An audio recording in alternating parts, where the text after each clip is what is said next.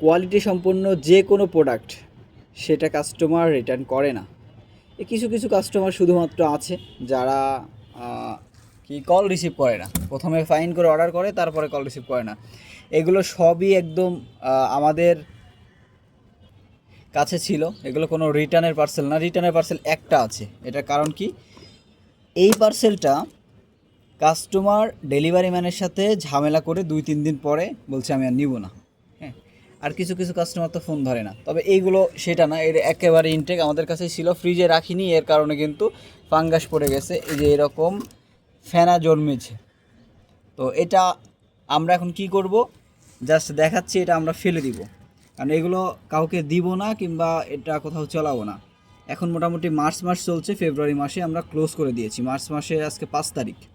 তো এগুলো আমরা ফেলে দিব।